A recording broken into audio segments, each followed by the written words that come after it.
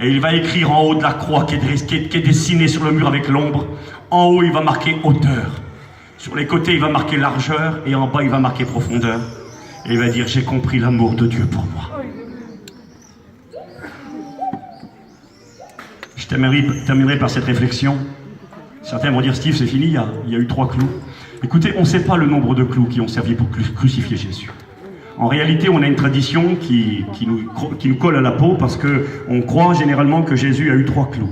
Un dans chaque main et puis un grand qui a cloué les 2 pieds en même temps. Mais en réalité, cette tradition, elle est relativement récente. Elle remonte au XIIIe siècle. C'est-à-dire que pendant 13 siècles, on n'a jamais parlé de 3 clous.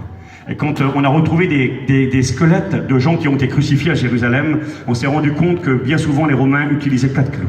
Ils mettaient un clou dans chaque main et ils mettaient un clou dans chaque talon.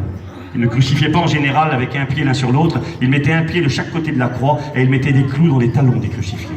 Et c'est intéressant, ils le faisaient pour faire souffrir le crucifié. C'est intéressant parce que si vous lisez Genèse chapitre 3 et verset 15, c'est la plus vieille prophétie de la Bible. Et cette prophétie, elle est donnée par Dieu lui-même dans le jardin d'Éden. Dieu dira à la femme, à Ève, il lui dira, tu auras une postérité, un fils. Et que ce fils un jour viendra, il écrasera la tête du diable, du serpent. Il sera le grand vainqueur qui triomphera. Mais le serpent lui blessera le talon.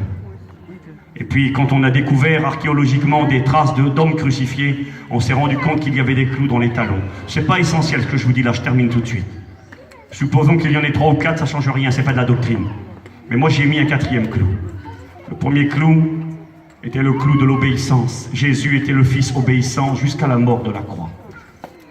Parce que toi, tu es un désobéissant, puis moi aussi. Le 2e clou qui tenait le Christ sur la croix, c'était notre péché. Jésus a endossé notre péché sur la croix, dans son corps. Et à cause de cela, il a été maudit pour toi et pour moi. Le châtiment qui nous donne la paix est tombé sur lui. Le 3e clou qui a motivé le Christ à demeurer sur cette croix jusqu'au bout pour accomplir la tâche et payer le prix, c'est écrit dans le psaume 49 que le salut de l'homme ne pouvait pas avoir lieu par l'homme. Il valait trop cher. Il fallait qu'un innocent paye le prix. Et un innocent, il n'y en a pas. Nous sommes tous coupables, excepté Jésus, le Fils de Dieu. Et puis là, Jésus, motivé par son amour à lui, je vis dans la foi au Fils de Dieu qui m'a aimé et s'est donné pour moi. Et bien moi, j'ai dans mon esprit supposé qu'il y avait un 4e clou, ce qui est possible. Et regardez, ça va aller très vite. Le 4e clou, je le résume en un verset et on va prier. Dans Ésaïe chapitre 49, versets 15 à 16. Écoutez bien, je termine tout de suite. Il est écrit ces mots, c'est Dieu qui parle et qui dira « Une femme oublie-t-elle l'enfant qu'elle allait ?» Et il y a des mamans qui ont plein de bébés ici, là j'ai vu. Peut-on oublier son enfant? Et encore bien moins un bébé qu'on allait, c'est-à-dire un tout petit bébé, hein. Pas un enfant qui a 4-5 ans ou 10 ans, un bébé, un nourrisson, quelques mois. Une maman peut-elle oublier l'enfant qu'elle allait? N'a-t-elle pas pitié du fruit de ses entrailles? Bien sûr que si. Quel grand amour, le plus grand amour peut-être qui peut exister ici-bas, l'amour d'une maman pour son bébé qu'elle porte sur son sein. C'est écrit. Une maman peut-elle oublier l'enfant qu'elle allait? N'a-t-elle pas pitié du fruit de ses entrailles? Eh bien Dieu dira, il va mettre l'amour au plus haut niveau, l'amour humain. Il dira, quand bien même elle l'oublierait.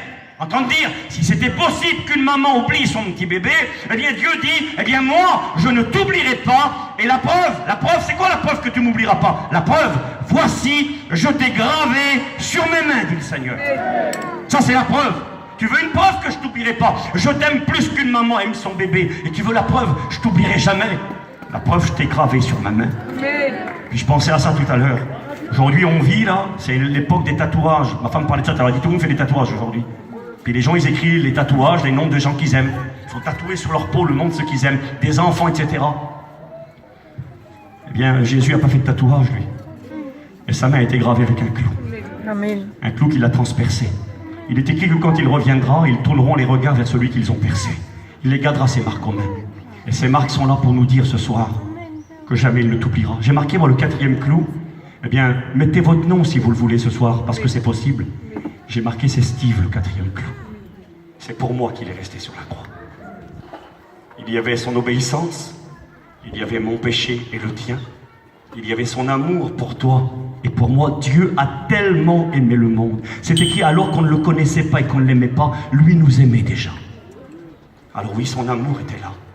Le 4e clou, quel clou précieux. C'était Steve, c'était mon nom à moi.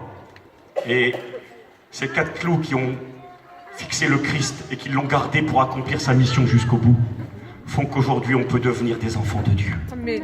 Aujourd'hui tu peux être pardonné de tes péchés, quoi que tu aies fait, qui que tu sois. Le prix payé a été suffisant. Les derniers mots du Christ ont été ceux-ci: tout est accompli. Père, entre tes mains je remets mon esprit. Et Jésus partit. Tout était payé.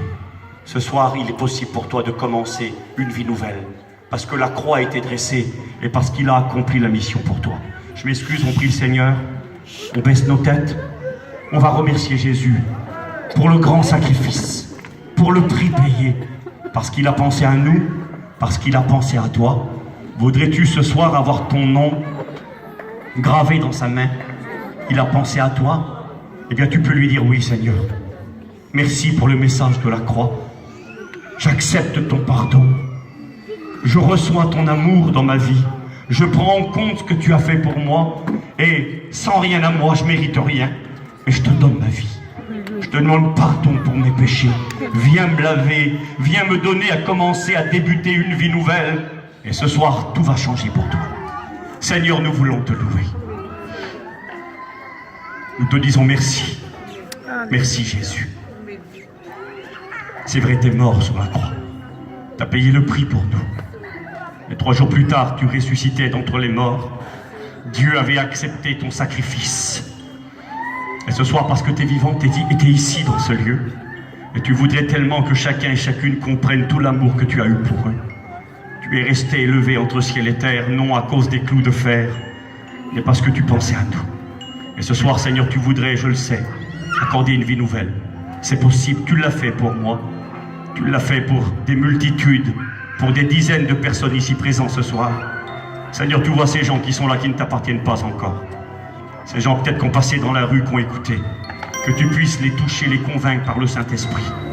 Et que le beau message de la croix, puissance de Dieu pour le salut de quiconque croit, accorde la vie, et la vie éternelle maintenant. Seigneur Jésus, nous voulons te dire merci. Et nous voulons te dire que nous t'aimons. Nous sommes reconnaissants. À toi soit toute la gloire, Jésus. Merci, merci Seigneur. Amen. Que Dieu vous bénisse.